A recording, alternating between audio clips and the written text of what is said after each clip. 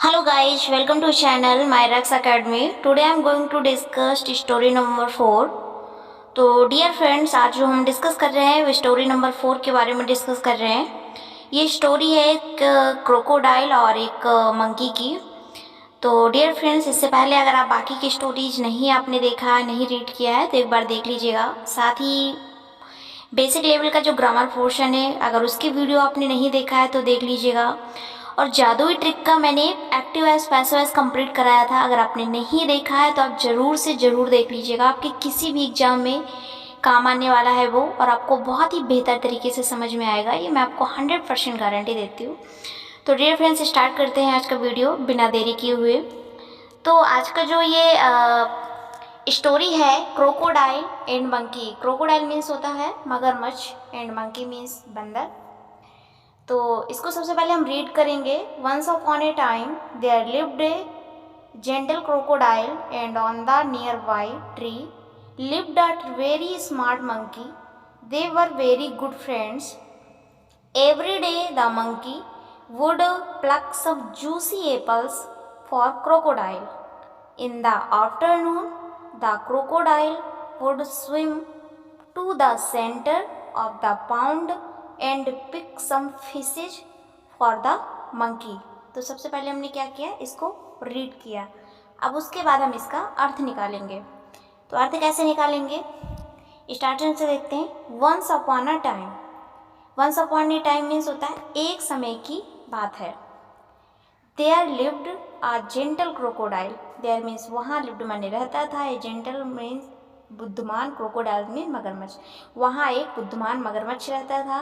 And means और, on the nearby, tree means पेड़ पे, पेड़ के पास पर। Lived a very smart monkey, they were very good friends, वो बहुत अच्छे मित्र थे। Every day the monkey would pluck, प्रत्येक दिन मंकी मीन्स बंदर, would pluck some juicy apples, some juicy apple में से कुछ रसेदार सेब तोड़ लाता था। क्रोकोडाइल, क्रोकोडाइल के लिए, फॉर क्रोकोडाइल, क्रोकोडाइल के लिए। इन द आफ्टरनून, दोपहर में, द क्रोकोडाइल, मगरमच्छ, would swim to the centre of the pond, तालाब के बीच में तैर के जाता था। एंड और pick some fishes for the monkey, और वो बंदर के लिए कुछ मछलियाँ ले आता था। Next paragraph. One day the crocodile told her wife about his friends. She felt greedy and wanted to eat the monkey. She asked him to invite the monkey for lunch at their place, where she would kill the monkey and eat his heart. The crocodile became very sad. Finally, they promised her to bring the monkey tomorrow. तो next paragraph को हमने सबसे पहले क्या किया, read किया। अब इसका अर्थ निकालेंगे। स्टार्टिंग से देखते हैं। वन डे, एक दिन, द क्रोकोडाइल, मगरमच्छ, टोल्ड हर वाइफ, उसने अपनी वाइफ मीन्स पत्नी, उसने अपनी पत्नी को बताया, अबाउट हिज फ्रेंड्स, अपने मित्र के बारे में। She felt greedy and wanted to eat the monkey. She felt greedy, felt means बहुत, ग्रीडी मीन्स होता है लालची, बहुत ही लालच के तौर पर वो गिरी। एंड वांटेड, और उसने चाहा, to eat the monkey, monkey को खाना, मंकी को खाना चाहा। सी आस्क्ड, उसने पूछा, him to invite the monkey for lunch, उसने उसे बंदर को इनवाइट करने को कहा। Place where she would kill the monkey, अपने स्थान पे जहाँ वो बंदर को मार सके। ईट हिज हार्ट, और उसके दिल को खा सके। द क्रोकोडाइल, मगरमच्छ, बिकेम वेरी सैड, उसने जो मगरमच्छ था वो बहुत ही सैड फील कर रहा था।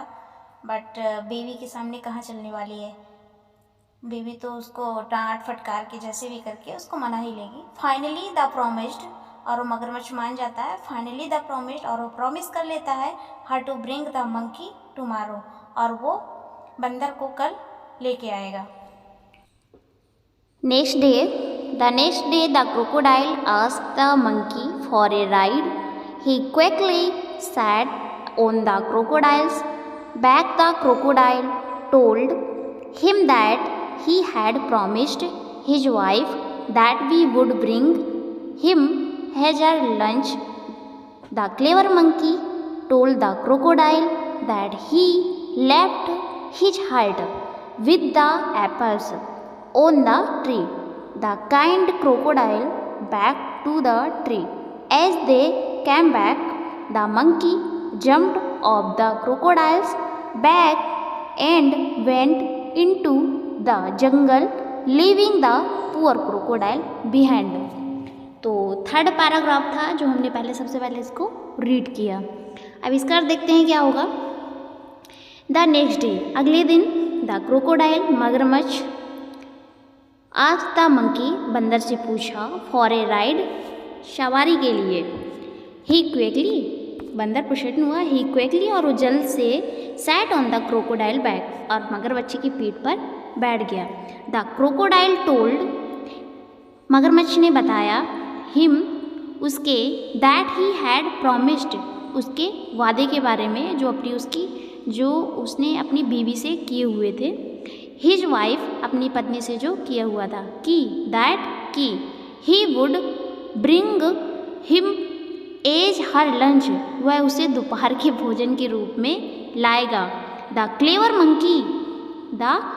मंकी, अब चतुर बंदर समझ गया। टोल्ड द क्रोकोडाइल, मगरमच्छ को बताया, that he left his heart with the apples, सेब के साथ अपना दिल छोड़ दिया है उसने, ऑन द ट्री, पेड़ पर। द काइंड क्रोकोडाइल, दयालु मगरमच्छ, स्वयं बैक टू द ट्री, पेड़ की तरफ वापस आया। एज द केम बैक, वापस आया। The monkey jumped of the crocodiles, और बंदर क्या किया, मगरमच्छ के पेट से नीचे कूद गया। Back and went into the jungle, और जंगल के अंदर भाग गया। Leaving the poor crocodile behind, गरीब मगरमच्छ को छोड़ के। तो डियर फ्रेंड्स, ये स्टोरी का जो मतलब था हमने समझा, पहले रीड किया, फिर उसके बाद समझा कि एक मगरमच्छ रहता है और एक बंदर रहता है। दोनों में बहुत ही घनिष्ठ मित्रता होती है, बहुत ही ज़्यादा मित्रता होती है। मगरमच्छ उसके खाने के लिए तालाब से मछलियाँ लाता है और बंदर उसके लिए रसेदार सेब लाता है। दोनों में ये मित्रता चलती रहती है। लेकिन एक दिन मगरमच्छ अपनी पत्नी को बताता है अपने मित्र के बारे में, तो पत्नी को लालच आ जाता है और वो बंदर को ही खाने के लिए सोचती है और किसी भी तरीके से मगरमच्छ को मनाती है कि वो कल दोपहर के खाने में उसको लेके आए और उसको वो खाए। तो मगरमच्छ कोशिश करता है और बंदर को अपनी राइडिंग यानी सवारी पे बोलता है, पीठ पे बैठाता है और कोशिश करता है लाने के लिए। बट जैसे ही वो अपनी बीवी की प्रॉमिस के बारे में बंदर से शेयर करता है तो बंदर भी बहुत ही चालाकी तरीके से अपने दिमाग को चलाता है और वो वहाँ से प्लानिंग करता है कि मैं किस तरह से बचूं। और वो बोलता है कि मेरे पेड़ पे जो सेब कुछ रह गए हैं, सेब के साथ साथ मेरा दिल भी वहाँ पे छोड़ आया है। तो अब उसको दया आ जाती है मगरमच्छ को। मगरमच्छ थोड़ा दयालु टाइप का रहता है, उसको दया आ जाती है और वो वापस जाता है उस पेड़ के पास। लेकिन जैसे ही वो वापस वहाँ पे पहुँचता है तो बंदर कूद के भाग जाता है। तो डियर फ्रेंड्स, कैसी लगी आपको स्टोरी ज़रूर बताइएगा। अगर स्टोरी पसंद आई हो आप लोग को तो प्लीज़ चैनल को सब्सक्राइब कर दीजिएगा, लाइक कर दीजिएगा, शेयर कर दीजिएगा, ताकि और भी अच्छी अच्छी स्टोरी मैं आपके लिए लाती रहूं और आप अपनी इंग्लिश रीडिंग को इम्प्रूव करते रहो और साथ ही छोटे छोटे पैराग्राफ के माध्यम से अपने अर्थ को निकालना सीखें और उसकी जो छोटी छोटी वोकैब रहती हैं उसको भी लर्न करें, क्योंकि वोकैब अगर आपको आती है बहुत ही बेटर तरीके से तो अर्थ निकालने में या आपको बोलने में कोई इशू नहीं होता। Thank you so much.